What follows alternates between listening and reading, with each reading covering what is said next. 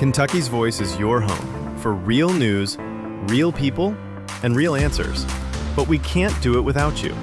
Your financial support helps us bring truth to the forefront, hold leaders accountable, and give a voice to the people of the Commonwealth. Join the fight today.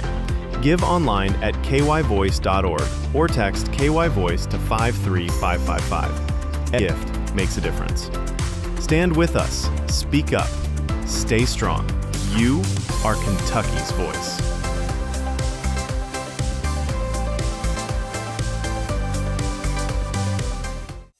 Are you ready to stand for truth? Kentucky is at a crossroads, and we need voices that won't back down. This is your moment to rise, speak up, and be part of a movement that's changing the narrative in the Commonwealth. Kentucky's Voice is calling on bold citizen journalists, fearless editors, and those unafraid to speak truth in the public square. Volunteer, intern, contribute. Scan the QR code or visit kyvoice.org to join the fight. This is more than media. This is your moment. You are Kentucky's voice.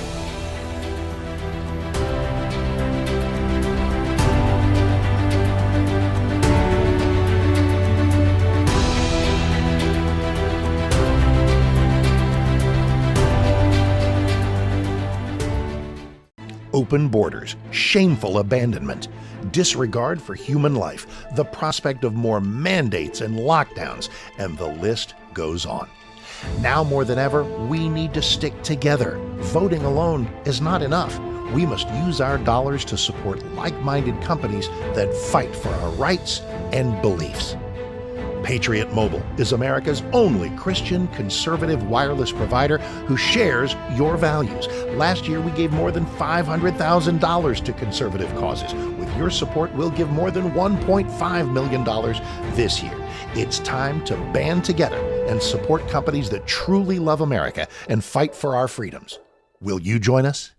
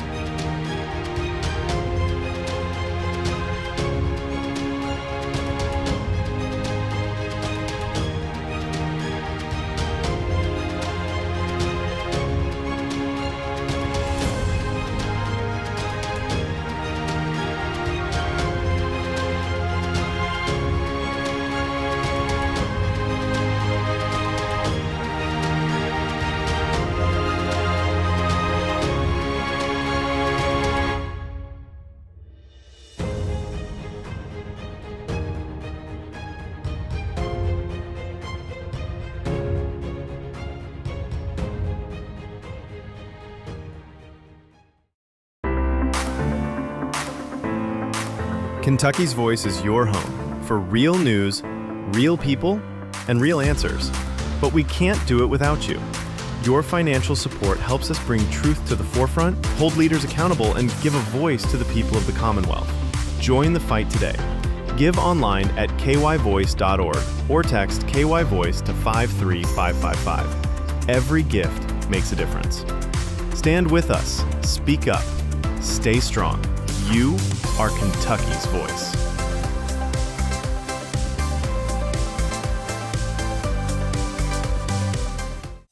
Are you ready to stand for truth? Kentucky is at a crossroads, and we need voices that won't back down. This is your moment to rise, speak up, and be part of a movement that's changing the narrative in the Commonwealth. Kentucky's Voice is calling on bold citizen journalists, fearless editors, and those unafraid to speak truth in the public square. Volunteer, intern, contribute. Scan the QR code or visit kyvoice.org to join the fight. This is more than media. This is your moment. You are Kentucky's voice.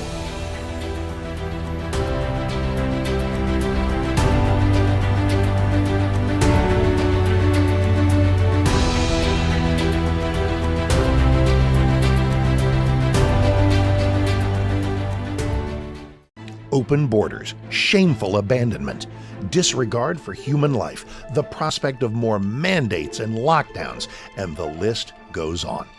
Now more than ever, we need to stick together. Voting alone is not enough. We must use our dollars to support like-minded companies that fight for our rights and beliefs.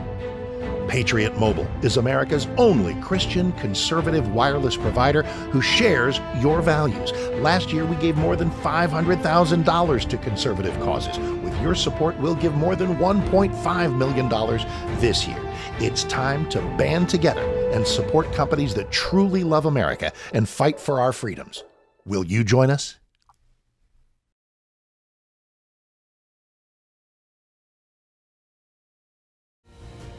This is Kentucky's Voice Radio, covering the latest state and local issues with Tom Fallbush, Bob Scott, and Jim Waters.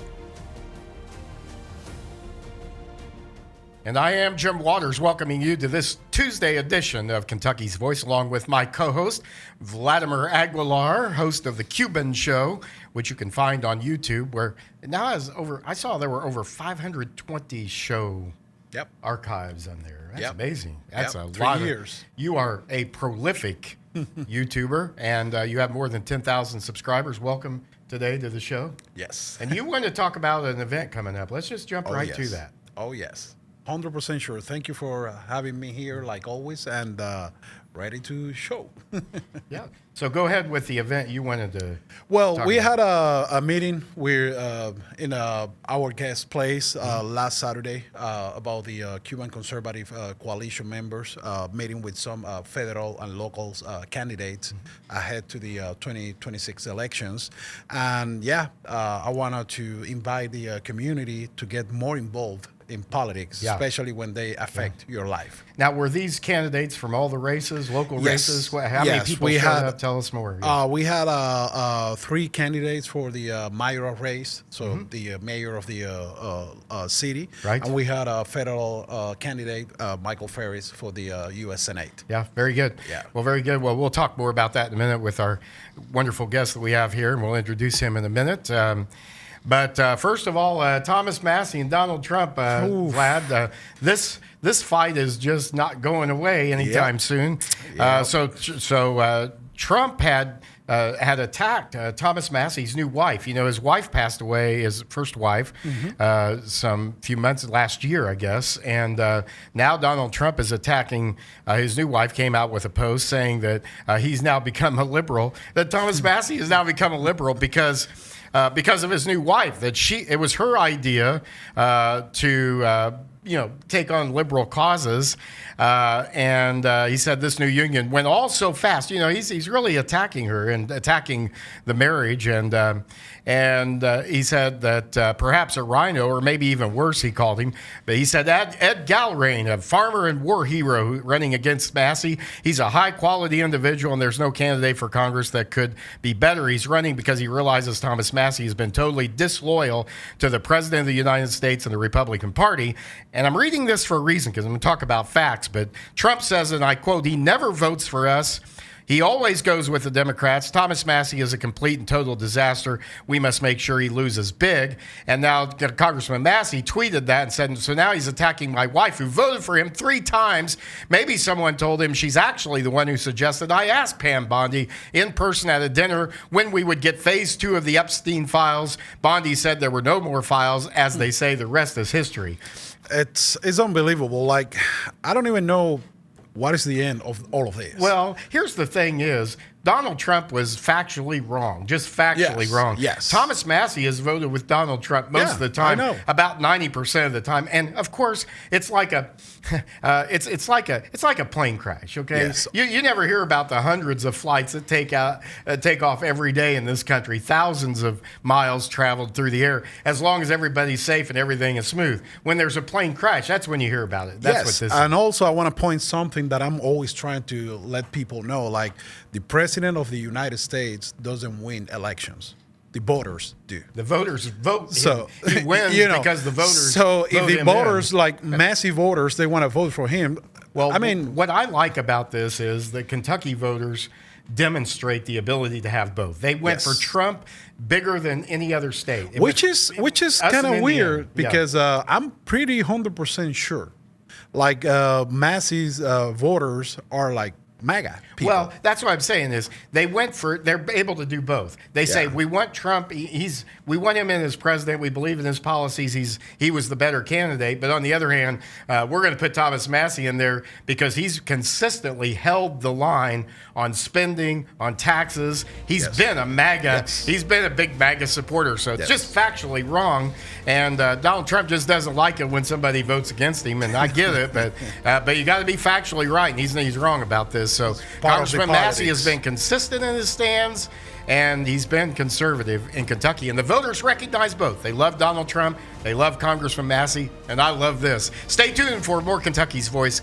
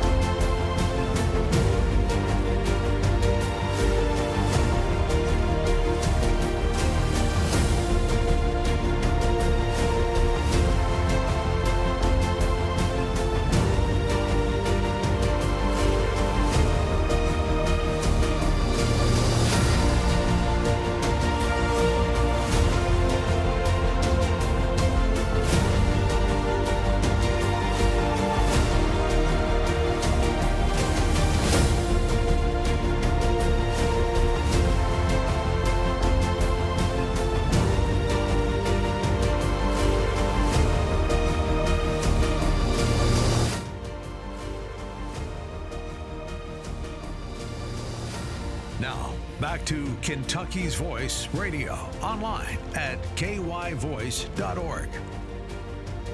And Jim Waters here live on the radio, 970 WGTK, as we are every weekday, 11 to noon.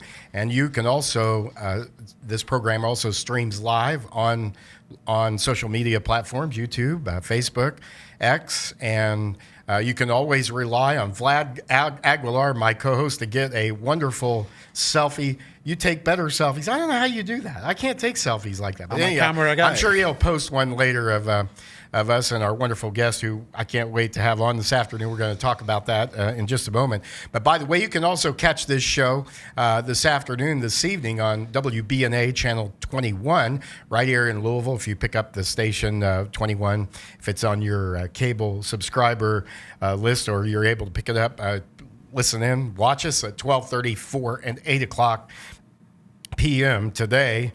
And I want to encourage you to partner with us. Kentucky's Voice is unique in that it offers coverage and analysis of the news from a conservative, common sense, faith-based point of view. And we're not bashful about that. We're not looking for everyone to agree with us on everything, but we are looking to have this perspective heard, because a lot of times we think it isn't heard, it isn't known. So we welcome your comments, we welcome your contributions. You say, well, how can I contribute? Well, a couple of important ways. One, you can text us on the Kentucky's Voice text line at 502-571-0970. We don't make you get on the radio or on TV. But we do want to hear what you have to say, what your thoughts are, what your opinions are. And again, you can text us 502-571-0970. You can also contribute to this program with a one-time or a monthly gift by texting KY Voice to 53555. That's KY Voice to 53555. You know, we have a unique opportunity here to build a media powerhouse. I think that's needed here in Louisville, just simply for the reporting of local news and talking about local issues, Vlad. There's just so very little of that now compared to what there used to be. You know, there's very little coverage of the State House, very little coverage of what's happening locally. And I think the event you were talking about is so important, and even more important because people don't have a lot of opportunity to hear from their local lawmakers. And that's exactly what I told my friends, because they were like, well, Vlad, you can talk for us. I say, no. Each one of you guys, you need to go there and talk to the candidates by yourself. And, you know, I think there's a tendency to think, well, Trump has won, the conservatives are in power in Kentucky and in Congress, so we can let down. We don't need to keep the pedal to the metal. But I'll tell you, there's going to be a midterm election this year. We're going to have a gubernatorial election next year. We're going to have a U.S. Senate race this year to replace Senator Mitch McConnell, who's not running for re-election and has held that seat for over 40 years. There's a lot going going on here. And that's the criticism I have sometimes of conservatives. They tend to wait until things turn, until things do get bad. No. Well, while the left is already out there proactive. So I think we need to be proactive. I mean, They never rest. You That's can right. have that like 100% sure. That's right. They never rest. You know, folks, I like the IU football team and their coach. You know why? Because he said no complacency. Yep. Even when they scored a touchdown, even when they won, until they won that ultimate championship, there was no letting down. It was pedal to the metal, baby, all the way to the finish line. Right now, conservatism, populism is on the rise, conservative populism. But there's going to come a time, as we know from our history, when the pendulum is going to swing. The political pendulum is going to swing back the other way. When that happens, what do you do? What you do today, what you give today, what you invest today will make it possible for us to be here when that pendulum swings and to be a voice that cannot be silenced by politicians, by the left, by anybody. So I invite you to partner with us today. It's an entirely listener-supported show. Very simply, text KY Voice to 53555. Also, text us about your thoughts about the show today, about any of the issues we discussed, any of the ideas that we put out there. The number is 502-571-0970. We do have a text that came in. We're going to answer that pretty soon. But coming up on the show today, we have a very special guest joining us. Haler Corrales has a harrowing story of escape from communist Cuba, and he's here right now in Louisville, and he'll join us to talk about his journey from communism and the desperation it brings to America and the freedom and opportunities that he is finding here. It's so exciting to hear this. We have such a great Cuban community, and that's one of the reasons why it's so great to have Vlad Aguilar on as my co-host today. Well, Vlad, let's take a look at some of the developments in the news recently. Yeah. You know, it's amazing what a serious discussion about contempt charges by the House Oversight Committee can accomplish. After initially refusing to testify, former President Bill Clinton and former Secretary of State Hillary Clinton said yesterday that they have finally agreed to meet with members of the House Oversight Committee. There is a Kentucky connection here. Of course, the committee is chaired by 1st District Congressman, U.S. Congressman James Comer, who is the chairman of that district, and he's been pushing for them to come in and testify as part of the investigation into the convicted sex offender Jeffrey Epstein. Their announcement came days before the House planned to vote on whether to fine the pair in contempt of Congress for refusing to sit for closed-door transcribed depositions with the committee regarding Epstein. You remember Steve Bannon and Peter Navarro both went to jail for 4 months because they refused to come in and testify, and they were held in contempt. So that's the path the Clintons were headed down. When they found out that the Oversight Committee was serious about this, they said, we'll come in and we'll do it. And so we'll see how all that works out. Here's a story from Louisville as well. The LMPD K-9 unit bites a suspect during arrest. Did you hear about this? No. A man wanted on 2 felonies is in the hospital after being bitten by a Louisville Metro Police K-9 during a SWAT standoff. It happened over the weekend on Saturday. LMPD's violent crime unit conducted surveillance around 4 p.m. on a repeat violent crime offender in the 8200 block of Blue Lick Road. 40-year-old Daniel Thorpe was wanted on 2 felony complaint warrants for escape and stalking. Louisville Metro Police Department said following an extended standoff that Thorpe told the officers they would, quote, have to kill him, end quote, before he came out. An LMPD K-9 unit was eventually used to help him come out, to help take the 40-year-old into custody. Thorpe was then taken to U of L Hospital to receive treatment for a dog bite injury that occurred as he was arrested. Ouch. And I'm assuming he's going to sue the police now? Yeah, probably. Don't give him any ideas. Turning Point USA has confirmed that the All-American Halftime Show, as they're calling the alternative to Bad Bunny's performance during this Sunday's Super Bowl, will feature Kid Rock, Brantley Gilbert, Lee Brice, and Gabby Barrett. Barrett, I think is how that is pronounced. The show will air at 8 p.m. right here on WBNA Channel 21. It's the alternative to the Bad Bunny halftime show. Conservatives are boycotting this woke disaster of a Super Bowl halftime show featuring Bad Bunny because he's a radical lefty who's trashed President Trump's tough immigration policies and ICE heroes, struts around in drag, pushing the LGBTQ agenda down our throats, refuses to tour here, fearing his fans might face rightful deportation, and belts out mostly Spanish songs that feel feel but- like a slap in the face to our English-speaking tradition. Yeah, and taking politics away. Who say that guy sings? Well, that's who right. say that. That's what I was going to ask. Who say you was, that? Forget all of that. Can he sing? I have to say though, I'm not sure about this pick of Kid Rock. This is kind of getting trashed on social media as well. Although keep in mind that tends to be a left crowd on social media. So they're probably already kind of talking about him. He's like 50s now, so it's like they're kind of mentioning his age, Yeah. Nobody's mentioning Bad Bunny's age, but I blame mostly Roger Goodell, by the way, the NFL commissioner, for all of this. He wouldn't bend on this at all. And so my question is, why can't they get somebody who everybody pretty much likes, is patriotic, doesn't hate our country, loves our country? I mean, is that really asking too much? And Super Bowl is one of the most American signs of the new era. So And they've had some great performances in recent years. They had Billy Joel a few years yeah. ago. It's great, Oh, yeah. great performance. Oh, yeah. So anyhow, I think he's just looking for attention, and of course the NFL's trying to reach a younger audience anyhow. So I think this is part of their reasoning. But anyhow, coming up later in the show today, we'll look at the bills that have been filed and moving in Frankfurt that have passed at least one house, either the House or Senate, as the 2026 General Assembly is now in its third full week there in Frankfurt. But first, coming up, Haler Corrales may be in Louisville now, but his journey started elsewhere in Cuba, communist Cuba. And Haler is with us today, joining us with a story about how he escaped communism in Castro's Cuba, what he hopes to accomplish as an American, and perhaps a warning or two for Americans who may be becoming a little enamored with socialism. He might have some thoughts about that for us, and been reading his book, From Havana to Lamona. What a story this is. I highly recommend it, and I hope you'll pick it up, and Vlad, I'm excited about having Haler on in our next segment. of course, he's my close friend. And we want to hear from you, 502-571-0970, our Kentucky's Voice text line. We'll get to your text later in the show today. And hey, folks, we are listener supported. You can support us by texting KY Voice to 53555. And let me say this: if you have a business out there, you want to reach a conservative, loyal audience, right here live on the radio each day or on television each afternoon and evening, let me know.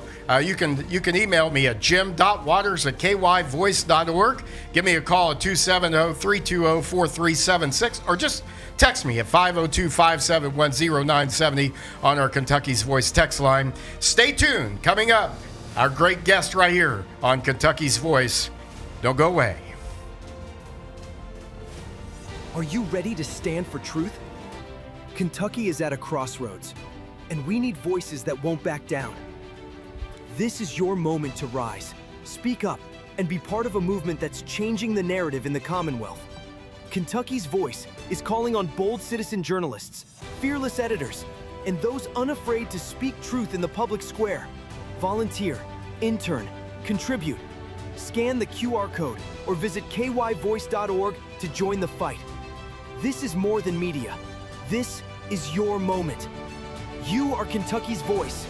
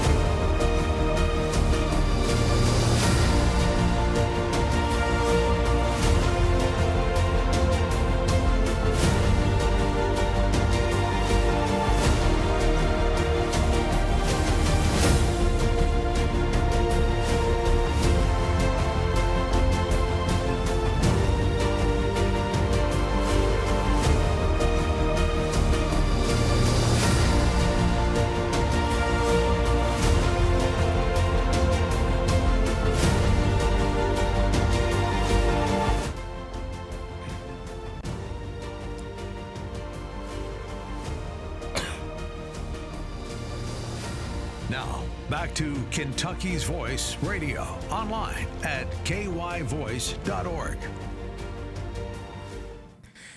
Well, welcome back to Kentucky's Voice here, our Kentucky Voice text line at 502-571-0970. Today, we have got a real hero in the studio here on this Tuesday edition. And thanks, by the way, for joining us and for staying with us here.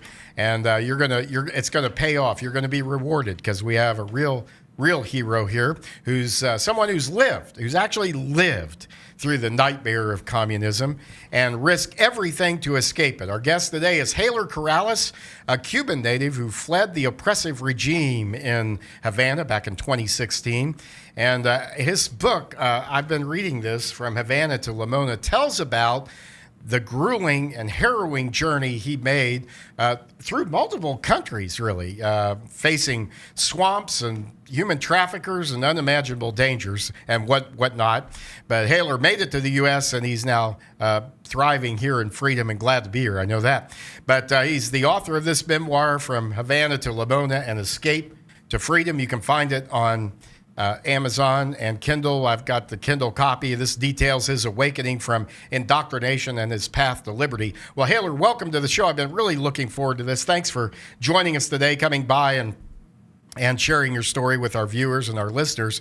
Let's start at the beginning. What was life like growing up under the Castro regime in Cuba? Give our viewers a real sense of what that was like. Well, thank you for that introduction that I'm absolutely certain that I don't deserve. But yeah, well, this is a really interesting question because not everybody will tell you exactly what it's like, the process. So when you grow up in Cuba, you're in a lie since you're born. So they will tell you, the government and all these structures will tell you what you have to do, what you have to love, what you have to respect. So that's why it was such a shock for me when I woke up from that nightmare, most like. So growing up is pretty much learning how to be indoctrinated, learning how to follow an only truth that is not a truth, is a lie. And you will be told that lie everywhere. You will be told that lie in school, neighborhoods, family, because, your family is also indoctrinated. They are asking you to love Fidel Castro. They are asking you to love all the rebels from the Sierra Maestra. Yeah, your grandfather, you talk about a little bit about that, Yeah. your family, and Yes. how, we're talking here about family here. Absolutely. Being indoctrinated, brainwashed, really. Yes, it seemed absolutely. like, really conditioned. You were so conditioned to obey, if you will. That's correct. The regime. My grandfather, which I love dearly, he was always connected to the regime. He worked in the actual system as a Ministerio del Interior, which is pretty much like the interior ministry, the police. He was not directly, physically repressing, but he was part of it. I'm not gonna make it beautiful. Well, there were different kinds of repression here too, Yeah. and as I read your story, the psychological repression was always present. Sometimes as bad as anything physically, right? That is correct. Yeah, and it is something that is so connected to everyday's life. For example, when I graduated, I stayed working in the university as a professor, and I was just doing everything okay for several months. The first time that I failed to deliver some task, they reduced my salary to less than half. It's just, they're just looking for something that you are going to do so they can repress you physically and emotionally. So it's everywhere. You don't really trust anybody because anybody can be a spy from the government. Yeah, and you talk about how things are supposedly free in Cuba, right? Healthcare, education, and yet they're really not free. Talk about that. Oh, yeah. That is something that I really like to share with my fellow Americans, because I hear a lot people praising the educational system, the healthcare system in Cuba, the free healthcare system, and I encourage all of them to take a look at our hospitals down in Cuba, our schools. They are in ruins. They are destroyed, and they are not schools. They are indoctrination centers. So they don't teach kids math, physics, all that kind of subjects. They are just teaching them what they have to do, and they are supposedly teaching them to think instead of, giving them the tools to think for themselves. Let's stop there for a minute, because you know what that sounds like, what's happening here, or attempts to do that here, where our kids, 2 out of 3 of our kids now in Kentucky are not proficient in reading and math. And yet we have all of these other agendas, the social agendas, the some of the cultural propagandizing type things. But the truth is, and we want people to know what their culture is, obviously where they came from. But you can't really think for yourself unless you read, unless you can read, right? Unless you can comprehend what you read. Are you concerned about that? What you're seeing, where maybe there's not enough emphasis on the actual educating, we're getting over into some of these areas. As a natural thing, I'm absolutely concerned. Just because the more I look around, the more I see some things that remind me of what we had in Cuba. Mm-hmm. So that's why after I read my book for the first time, I realized, like, wow, this is kind of a nice way. I mean, I'm not trying to be arrogant, but this is kind of a nice way for those who are talking about things that they have never experienced. If they read this and see, well, this is a real life situation, real life story. This is what happens if I keep thinking the way I'm thinking right now without actually experiencing what socialism is. And that point's been brought up. It was actually brought up by our vice president, I think, who said, when you haven't experienced it, so a lot of young people today have not experienced certain things and have not seen that, really lived through some of the things we saw in the Soviet Union and in other communist countries. They haven't really seen that. So there's this idealistic view of socialism, but it's not realistic, is what you're saying. It's absolutely not realistic. So just to give you an idea, I actually risked my life. I was in the middle of the ocean. The waves were enormous because I did not want to keep living in a socialism system. I did not want to keep listening to people telling me what to do. And that's what is going to happen if that kind of things are not, like, these kind of stories are not shared, so they can see what you're doing is going to take us all to this point. I risked my life. My mom didn't even know where I was, but I just couldn't live anymore like that, so I have to escape. Yeah, we're going to talk. Let's talk a little more about that story. Well, we got a minute and a half here. That was a dangerous journey, wasn't it, from Cuba to here? It was definitely. I was kind of I don't know. It was like kind of autopilot. And you left in 2016, right? That is correct. So you were what, 30s? I was 30, yes. 30 years old. So, you weren't a young person. I mean, you really were kind of in the middle of your thinking and career there. And I got the feeling from your book that if you'd waited much longer, there were opportunities to wait and not make this decision. And you were afraid that might end up defining the rest of your life. Yes. What happened is that I opened my eyes when I was in college. So when I opened my eyes, I felt like this was only going to take me to oppose to the regime and to start doing things and start doing activism. And that's why I was like, if I stay here, I'm going to end up in jail. I know that for sure. Well, our co-host Vlad Aguilar knows about a thing or two about escaping Cuba, and you got a comment or two. We've got about 30 seconds here. I can say I totally understand Haler history, because all the Cubans, we got something similar in our life. We all make a trip to achieve freedom. That's a great point. But great to have Haler Corrales with us today as our guest.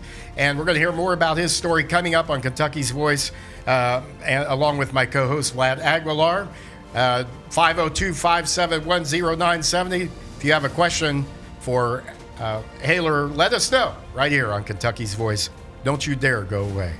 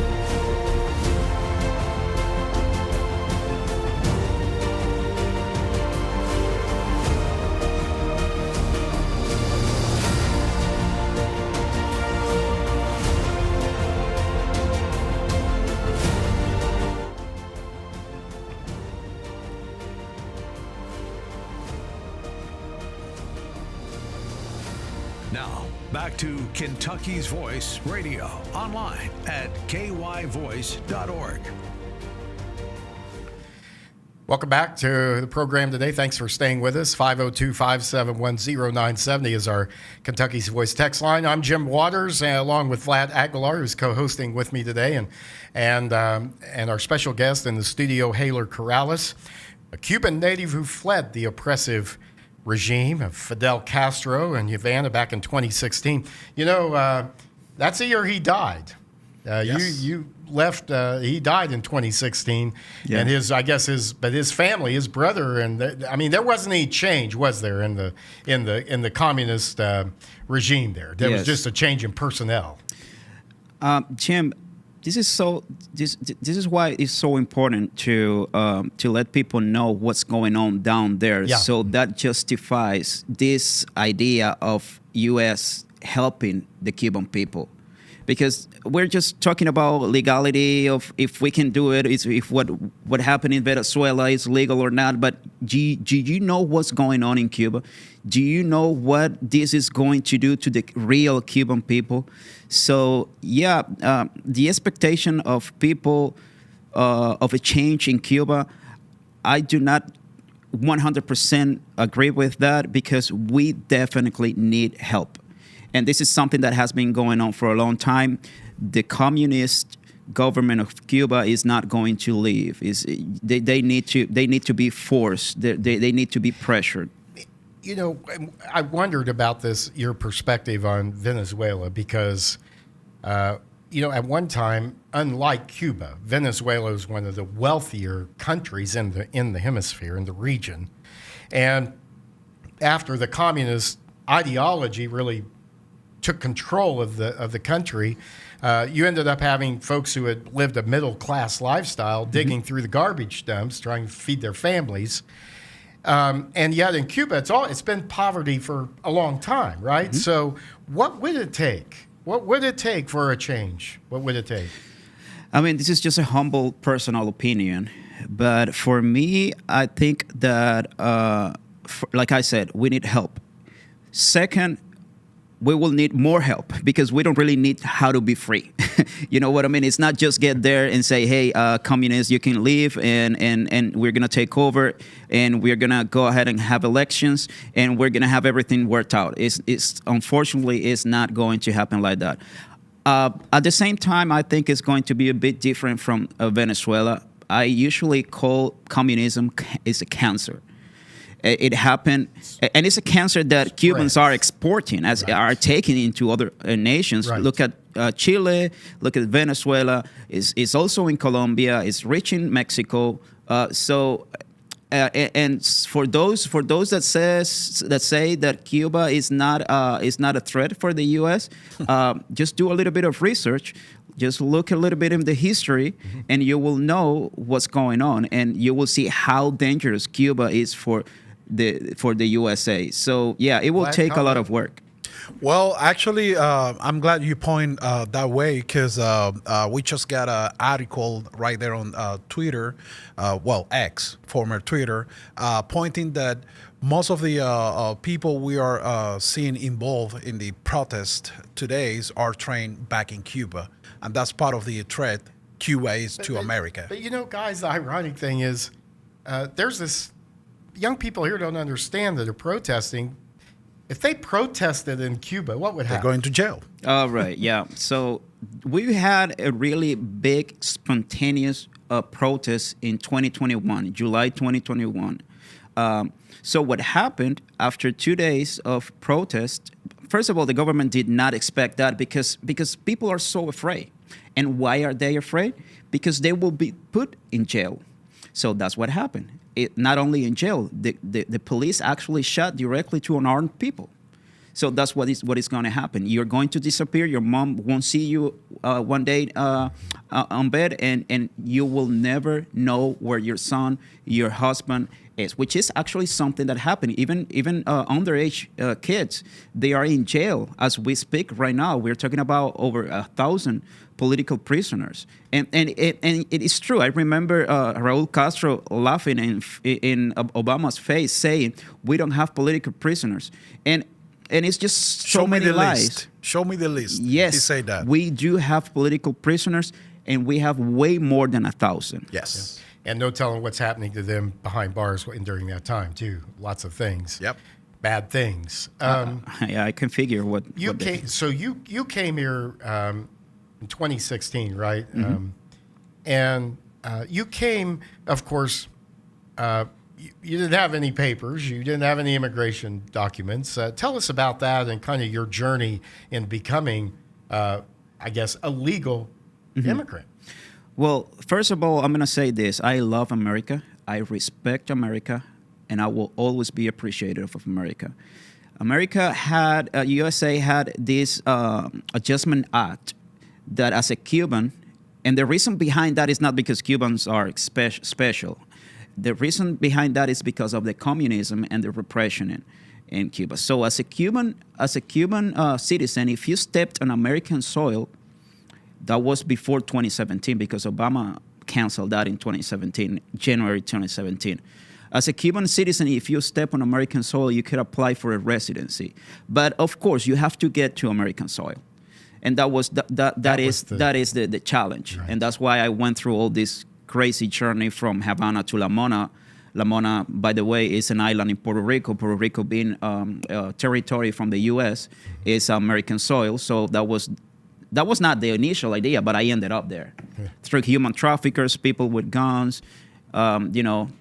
And you were in the ocean. You said, "Tell us what happened." Oh my God, what yes. happened? Just pick it up there. I remember one moment that I was in the middle of the ocean. We ran out of gas, and that channel, which is called El Canal de la Mona, the La Mona Channel, is so dangerous because it's the Atlantic Ocean and the Caribbean Sea just fighting each other. Not even the Navy gets there because it's just too dangerous. And I was in the middle of the ocean, and I used to talk to God and say, there has to be a moment that this is going to calm down. These waves are no longer going to be this big. And I realized that was not going to happen.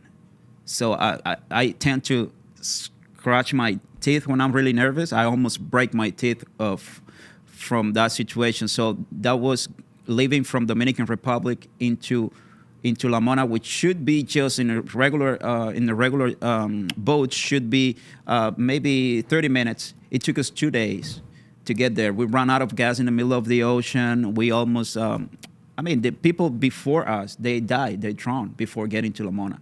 So that's how dangerous the whole situation So you ran is. out of gas. How did you finally? So what we did is that we still had a little bit, but we realized that was not going enough to get there. So we went back to Dominican Republic to a desert island. We spent the night there, and the guys, they took the little gas that we had left to go back to the big island to get more gas. So we didn't know, after being so terrified with what we saw, we didn't know if they even were going to come back. But then when you got, so they came back. And They came back. and you had to cross that again. We had to go all the way back there. Yeah, it's quite a story, man. Yeah, really yeah, is. it's- And thank you for what you said about our country. We have, of course, a big disagreement going on right now about immigration, and we've got a lot of drama about this. I have found in my experience that folks who are here legally or have gone through the process of becoming a legal migrant favor the law, favor keeping the law.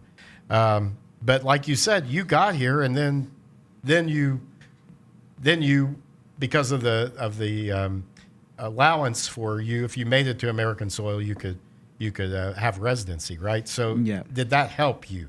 Absolutely. Yeah. I believe there's a bunch of things that could be better, that can be rearranged in immigration. I'm not an immigration analyst or an immigration specialist, but does it bother you to see people that don't care really about this country? I mean, absolutely. And yet they want to come and they want to have access to our resources. To whoever don't care about this country and whoever don't love this country should not be here. Well, we've got a couple of minutes left. We're just so delighted to have Haler Corrales with us today, who escaped from communist Cuba. Haler, tell us, you've got a business here. I want to give you a couple of minutes to give a shout out to your folks here in your business. I know your mother's here too, Yes. right? Yes. And tell us Tell us about that. Well, I have a restaurant. This is my American dream. Yeah. Because I think American dream can be perceived as opportunities. I came to the U.S. looking for freedom and looking for opportunities, even if it is absolutely successful or just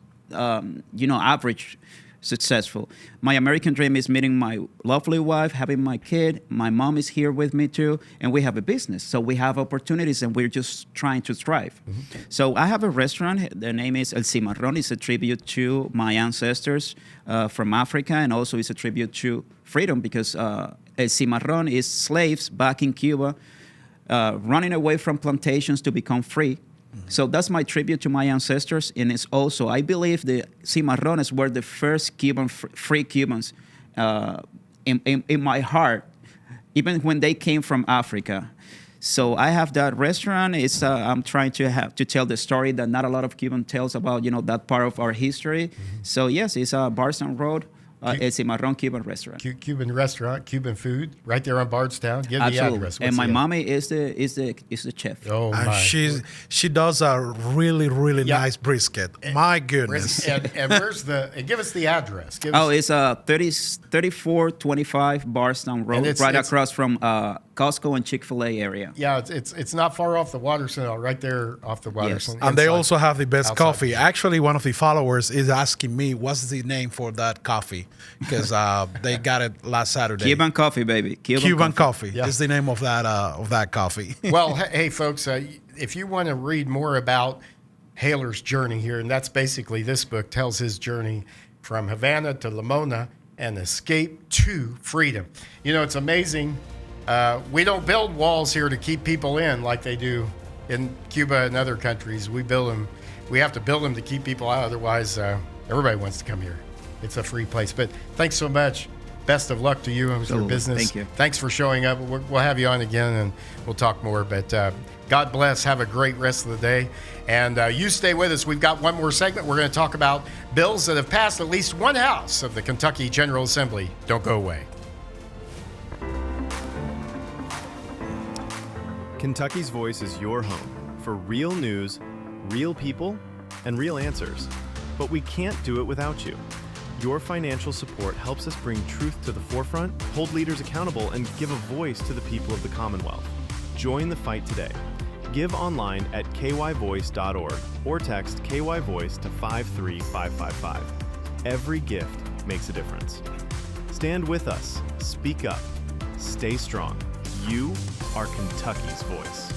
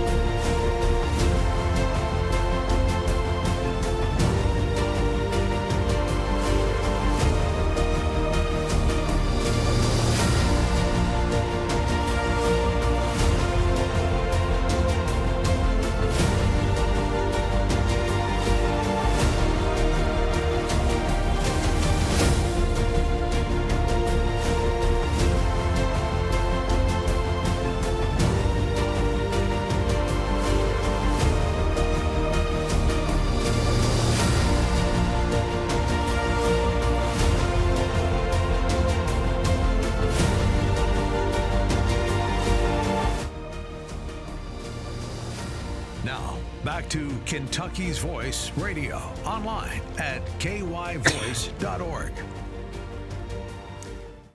And thanks for staying with us for the final segment today of Kentucky's Voice. And I'm your host, Jim Waters, along with my co-host, Vlad Aguilar today. And Vlad, what a great interview we had there with Haler.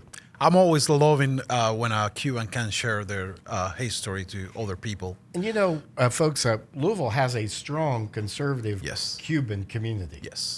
Yes, and actually, we are trying to work a little more on that with the Cuban American Conservative Coalition, because we just had that meeting last weekend. I don't know if they can put those pictures on the screen, and people love it. You know, I got so many people requesting, like, hey, when this happen, how we can just achieve these meetings, you know, because I feel people are concerned about what's going on in the city, and they want to speak out about it. Right. So that's the purpose of this the Cuban American Conservative Coalition, which you're helping lead that. If folks want to get involved, what can they do? Well, they can just search for the Cuban American Conservative Coalition Facebook page. They can send me a message, like private message, but also you can text to the 502-777-1267, and you can ask me, like, what's the process to join us? Well, we're at 502-571-0970 is our Kentucky's Voice text number, and lots of texts coming in today. And Vlad, I think Haler's story really touched the nerve with some of our listeners today, and in particular what their families experienced. This off our text line. He said, "My grandfather fled the Bolsheviks at age 19, became a proud U.S. citizen, fought in World War I in the Argonne Forest. The history of immigrants that want to be American citizens needs to be taught in our public schools. Democrats are promoting oppression." Yes. So 100%. all they hear about is the folks who are wanting to storm in here, who don't love this country, who don't want to assimilate, who don't believe in our values or our traditions. And I'm always saying, like, immigration without integration, it's an invasion. 100%. And just to point the fact that people are afraid to support Trump publicly, that's kind of like oppression too. So immigration without assimilation is invasion. Yeah. They invade in this country. 100%. That's right, and I like it. You know, I think what we saw during the election of Donald Trump that you touched on just there is you saw a silent majority for him who didn't want to admit it, because there was such a cancel culture, such an oppressive, repressive response by the Hollywood types and the leftists and the coastal elites. And I think we're getting bolder now, but you know, don't you think that's true? I think when people actually went in and pulled that lever or cast that vote, they said, who's really best for our country? Yes. And also, in the same way, I want to let people know, like, if you are afraid to wearing like a hat or something in America, or I'll say like any kind of like merchandise in favor of a candidate or a policy, and if you are afraid of that, check. That's what happens back in Cuba, back in the Soviet Union, and in all those communist countries. You know, people start to feel afraid about expressing their ideas, and that's how that starts. Well, thanks. We'd love to hear from you, 502-571-0970, especially if it has to do with today's show or something you've heard today that you agree with or have a comment with. We'll try to get it in here before the show's over with. 502-571-0970. This off our text line from yesterday that we didn't get to. In late the question is, are they still giving illegal immigrants driver's licenses at the Kentucky Department of Motor Vehicles? And just to set this up, as you know, last year, a major fraud investigation revealed that a small number of state driver's license office employees had been illegally selling fraudulent licenses to individuals, some of whom were undocumented immigrants, in return for cash. State officials have said this was the result of an illegal scheme by temporary employees, and that there had been no change in the state law. I would hope you would have to say that. But. Well, actually, someone just filed a bill to request we're getting immigration this, status. Right. So House Bill 70. Yeah. Representative John Hodgson, who's on this program a lot, from Fisherville, officially. He has filed the bill that would require that the Kentucky Transportation Cabinet include a notation on all new and renewed operators' licenses, personal ID cards, and commercial driver's licenses showing whether the holder is a U.S. citizen or a non-citizen authorized to be in the U.S. Yeah. That requirement would take place next January 1st in 2027. The legislation would require Kentucky driver's licenses and state-issued identification cards to clearly indicate the holder's citizenship status.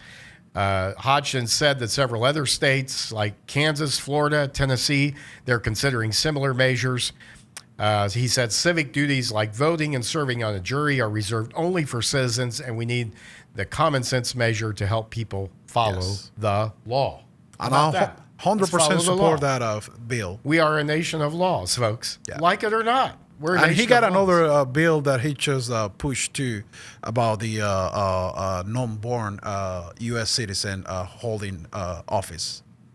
Yeah, well, let me rent. I want to. He did right, and I don't have that bill number in front of me. But actually, I got it in my phone. If you want to read it out, because we look it up there. But while you're doing that, let me give a few examples of bills that have recently passed one chamber and are now in the other. Senate Bill 1 shifts certain powers from the Jefferson County Public Schools Board to the superintendent. It passed the Senate 29-7. Folks, this is not going to fix JCPS, okay? This is not going to do it. The voters have to stand up and say, these school board members who are being heavily supported by the teachers' unions, they have to go. We have to find the right candidates. The superintendents here have been as big a part of the problem as the boards have been.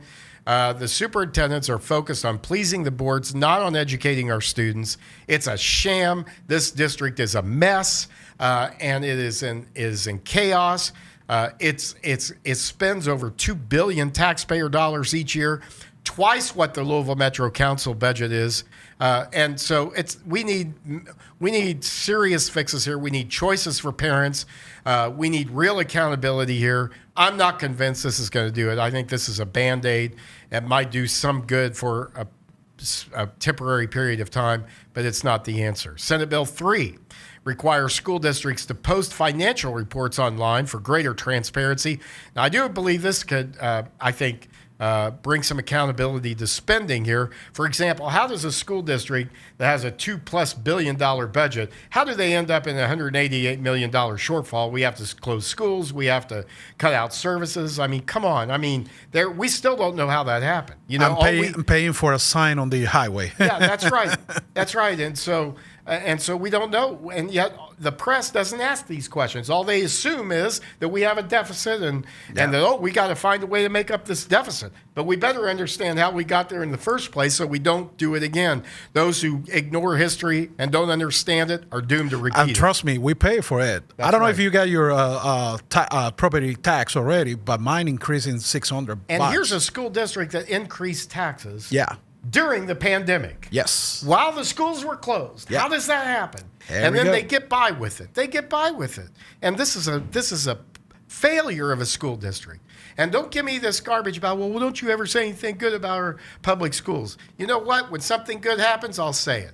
Yep. That 2 out of 3 of our kids not being educated and ready for college. No, that's not it. Deficit spending when you have $2 billion budget, larger than the whole Metro Council, that's not it. Give me some good news to talk about, and we will. But until then, we're going to confront the problems. That's what we're about. Hiding our head in the sand is not going to work. And this new superintendent better get with the music here. You can get emotional, but facts are facts. That's right. I'm sorry. And too many decisions have been made on emotion, right? Yeah. Oh, well, I don't want my school to close. Yeah, but when was the last time you showed up to vote against that school board member supported by the union who's not educating your kids? You're responsible too. Everybody is. House Bill 84 makes local governments liable for riot damages if Love they're that. preventable. This passed 89-6 in the House, 89-6. So in other words, Jefferson County, are you listening? Louisville, are you listening? Lexington, are you listening? These liberal woke areas. If you could have prevented the damage, then you're going to be liable for the damage. Do you remember back in 2020 how many businesses in downtown they have to leave? You know, And then they come back and say, oh, you're not, look at our downtown. You're not properly funding it. No, you allowed it to happen. Yeah. You allowed it. You know, I'm really tired of this passing the buck stuff on to somebody else and not accepting responsibility. So that's House Bill 84. House Bill 3 requires Medicaid companies, or requires Medicaid, rather, to comply with pharmacy reimbursement rules. That passed the House 93-0. And now it's in the Senate, 93-0. If you could get anything done in Frankfurt, 93-0, it's probably something good or that needed to be done. Other bills that have passed, House Bill 34, an act relating to death benefits. Passing in the House are acts related to programs administered by the Department of Agriculture, program related to sexual assault nurse examiners, fiduciary bonds, motor vehicle titles, coverage for hearing aids or related services, health savings account qualified insurance plans. Let's see, in the Senate, we mentioned some of those already. An act proposing, by the way, to amend the Constitution to limit the governor's ability to grant pardons to 90 days before the election, which I am for. I'm for this. It does not need to be a political move here, and they don't need to use that in that way. I don't care whether you're Republican or Democrat. Anyhow, there's other bills, but and by the way, we want to mention House Bill, I believe it's 88, House Bill 88, that would opt Kentucky into the school choice program that's in the one big beautiful bill that our governor can't seem to get the name of it right. And I love that. You know why? Because it's given to the parents the choice, which to, we've tried to do here. Yes. But because of Yes. the courts and the liberal left and the unions, but guess what? Good news, you can't stop this. The teachers union can't stop this bill. This is a federal bill. You can't stop it. Get used to it. The Kentucky families are going to have educational freedom, and they're going to have it this session thanks to Representative T.J. Roberts. Quickly, that bill, did you find the number on that? Yeah, well, I don't have the number, but I have the bill. You got it on your phone, and it's saying like any immigrant who didn't, I mean, if he's an immigrant, didn't born in the U.S., they cannot run for office unless they have 18 years of citizenship. Yeah, very good. They have to be citizens. Yeah. Right? All right. Well, great. That hour's gone by too fast, folks. Great. Thanks for joining us today. Thanks to our guests, but thanks mostly to you. You are Kentucky's voice. Let us hear from you. 502-571-0970. Support us. Text KY Voice to 53555. Catch us on WBNA Channel 21 at 12:30, 4 and 8 today. God bless. Have a great rest of the day.